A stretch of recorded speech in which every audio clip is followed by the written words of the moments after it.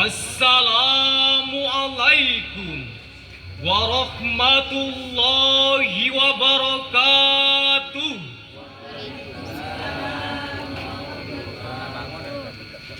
Alhamdulillahilladzi da'a ilal wihdati wal wi'am wa naha anis syahna'i wal khisam. Assalatu wassalamu ala khairil imam wa ala alihi wa sahbihil kiram. Amma ba'du. Dewan Hakim yang arif nan bijaksana, hadirin sebangsa dan setanah air yang berbahagia. Gagasan dan keputusan para pendiri bangsa yang diwakili oleh para ulama dan putra terbaik bangsa untuk menjadikan Pancasila sebagai falsafah negara merupakan langkah yang cerdas dan bijaksana dalam upaya menjaga persatuan dan kesatuan bangsa. Sebagai nilai yang digali dan bersumber dari agama dan budaya, Pancasila diharapkan menjadi titik temu atau dalam istilah agama disebut kalimatun sawa dalam harmonisasi kehidupan beragama, berbangsa dan bernegara. Demikian pengantar buku fikih madhab bernegara, sebuah kritik atas politik hukum Islam di Indonesia pada halaman pertama. Tentu saja memutuskan Pancasila sebagai pedoman hidup dalam bernegara tidak boleh sembarang diputuskan penuh dengan paksaan, apalagi harus mengorbankan akidah dan keimanan. Bahkan hadirin, ketika Hadratus Kyai Haji Hashim Asy'ari diminta untuk mentashih apakah nilai Pancasila sejalan dengan nilai agama, beliau melakukan tirakat puasa 3 hari, menghatamkan Al-Quran berkali-kali, membaca Al-Fatihah 350.000 kali, Al-Kahfi 41 kali, melakukan sholat tobat, bermunajat, kemudian berijtihad dan mengambil keputusan bahwa nilai Pancasila sejalan dan bersumber dari wahyu ilahi. Namun hadirin, meskipun Pancasila sebagai falsafah negara sudah final, namun diskusi, perdebatan dan pertentangan seolah-olah tidak pernah terhenti. Pancasila masih terus dipertentangkan. Keberagaman justru dianggap sebagai biang keladi perpecahan. Merasa perbedaan sebagai sebuah ancaman sampai-sampai harus melakukan kekerasan. Perbedaan suku, ras, budaya, dan agama dianggap sebagai pemecah belah persatuan. Akibatnya hadirin, sikap intoleransi makin banyak ditemukan. Narasi hoaks dan provokasi kian bertebaran dan menyesatkan. Persatuan dan kesatuan kian terancam. Jika ini dibiarkan hadirin, maka perpecahan dan konflik antar anak bangsa tak lagi terhindarkan. Kedamaian sulit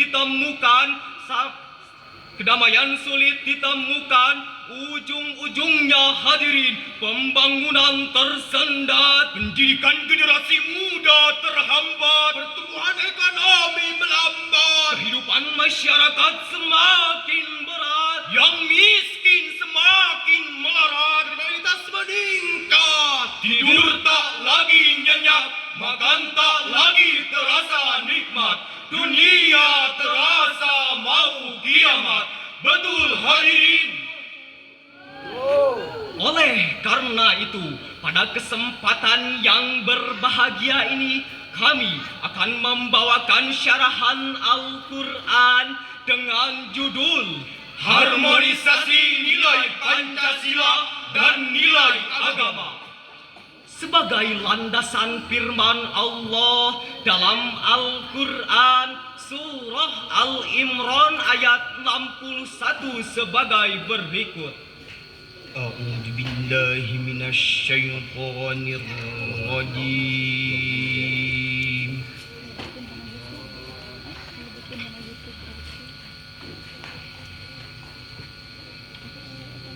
Bismillahirrahmanirrahim.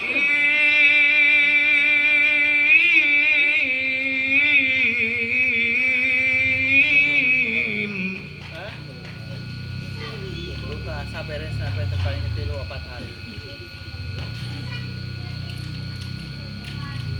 Qul ya ahlal kitab ta'alau ila kalimatin sawa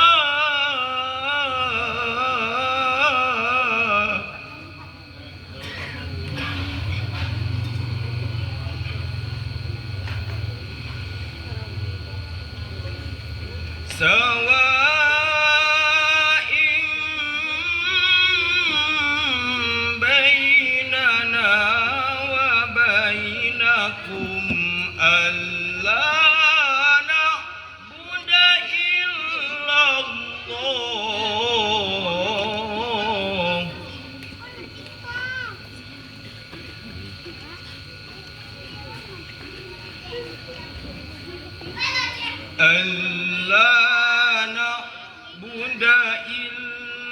illallah wa la nusyrika bihi syai'an wa la yattakhidha ba'duna ba'dha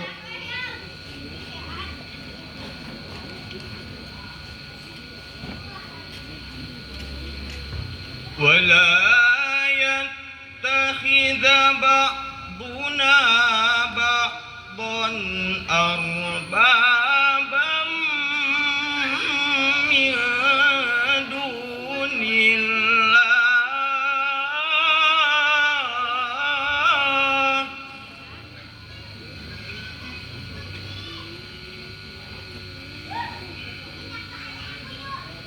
فإن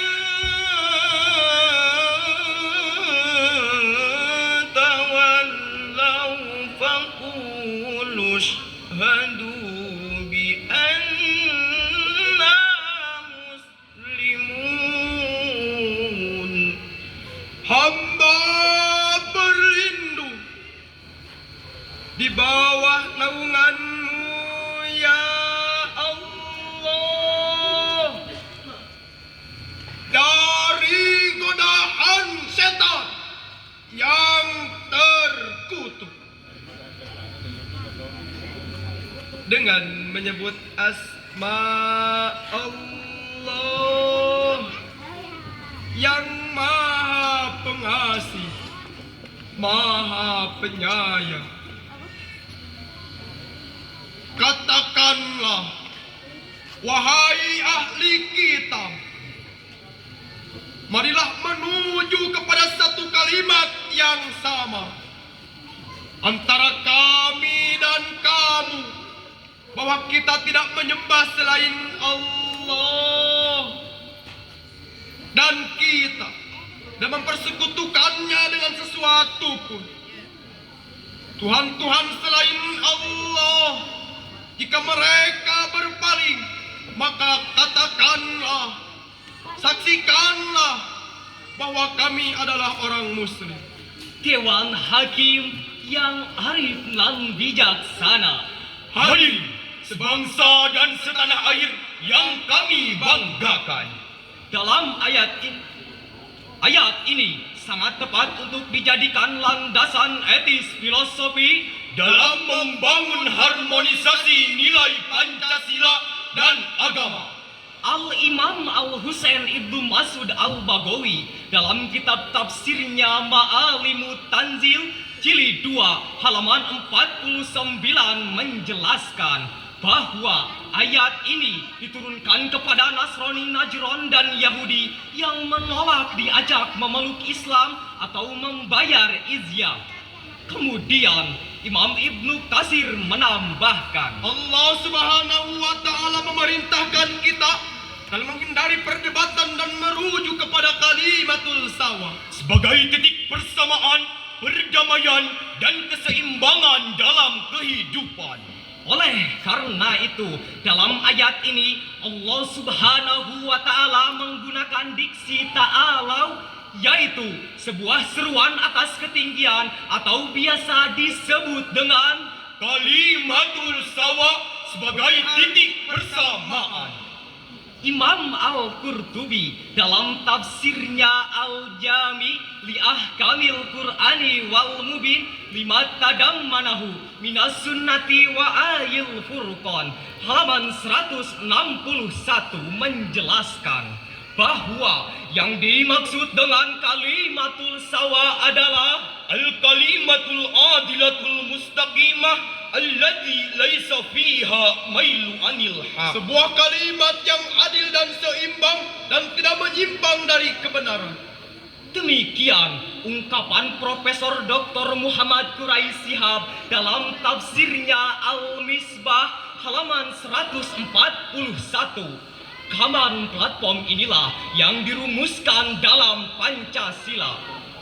Dalam refleksi kebangsaan yang dilakukan oleh pengurus besar NU dijelaskan bahwa Pancasila disusun secara hierarkis piramidal, di mana susunan sila-sila Pancasila tersusun dan menjiwai sila di bawahnya. Namun hadirin, meskipun Pancasila sebagai falsafah negara sudah final, atau the Great Oath sebagai pedoman meraih kesejahteraan dan persatuan, namun kenyataannya realitas masih sangat mengkhawatirkan. Intoleransi masih terus menghantui, perpecahan dan konflik masih banyak terjadi, Perilaku korupsi, kolasi dan nepotisme semakin menjadi-jadi. penegakan hukum menjadi ironi, kedamaian sulit dijumpai, tingkat kemiskinan melambung tinggi, serta kesenjangan antara si kaya dan si miskin semakin menjadi-jadi. Entah mau jadi apa negeri ini. Lalu, apa kata kunci dari harmonisasi itu sendiri? Kata kunci dari harmonisasi adalah bersinergi, saling menghargai, dan toleransi. Oleh karena itu hadirin, mari kita dengarkan firman Allah dalam Al-Quran surah Al-Kafirun ayat 1 sampai 6 sebagai berikut. Qul ya ayyuhal kafirun la a'budu ma ta'budun.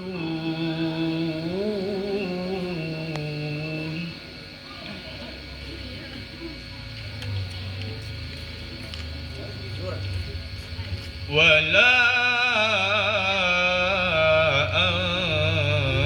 antum abiduna ma a'budu wala ana abidum ma abattum.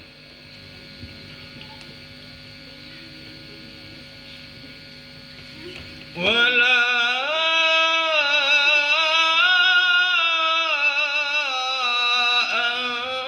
antum abiduna ma a'bud. Lakum dinukum waliyadin.